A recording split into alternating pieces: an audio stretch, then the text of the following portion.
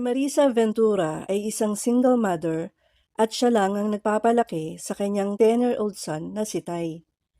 Ang kanyang trabaho ay isang maid sa Beresford Hotel in the heart of Manhattan. Kapag walang pasok, si Ty ay nagbibigay ng oras sa mga kasamahan ni Marisa sa hotel.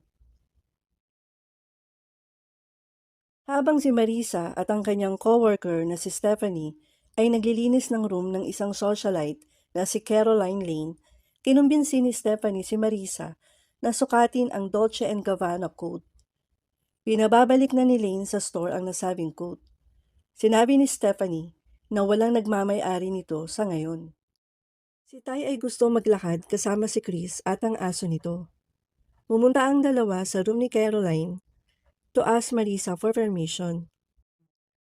Nakilala ni Chris si Marisa at suot nito ang designer coat at nagkaroon ng gusto ito kay Marisa.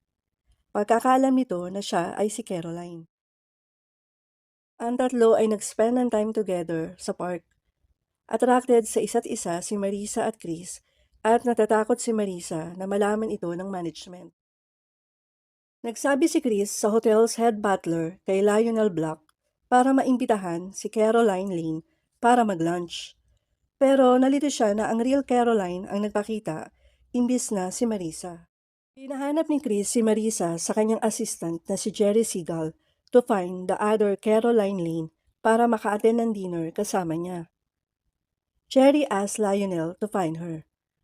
Naisip ni Lionel na si Marisa ang babaeng hinahanap ni Chris.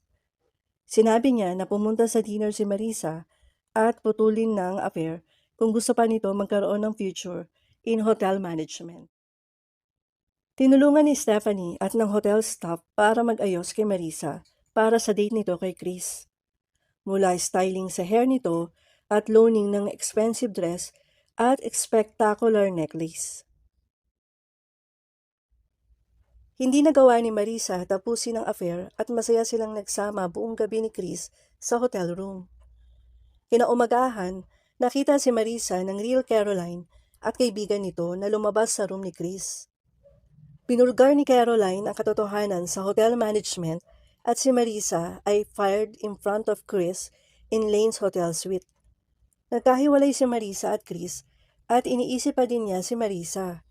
Pinagkakaguluhan si Marisa ng media at ayaw din ng Mother Veronica niya si Chris. Hindi nagtagal, si Marisa ay nakakuha ng ibang job bilang maid sa ibang hotel. Nagkataon naman si Chris ay may news conference sa hotel na yon. Si Ty ay pumunta doon at asked Chris whether people should be forgiven if they make mistakes, referencing former President of the United States, Richard Nixon.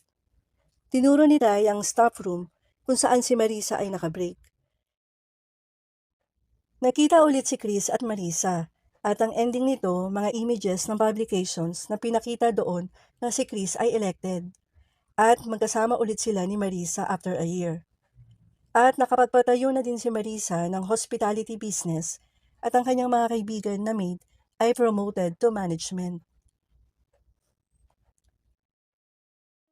Hindi din hadlang ang taas ng posisyon ng isang tao katulad ni Chris na isang high-profile politician na nagkagusto sa isang maid na si Marisa. Si Marisa na single mom ay may pangarap naman na gumanda din ang buhay at para na din sa anak niya at nagkatotoo naman dahil sa kanyang pagsisikap.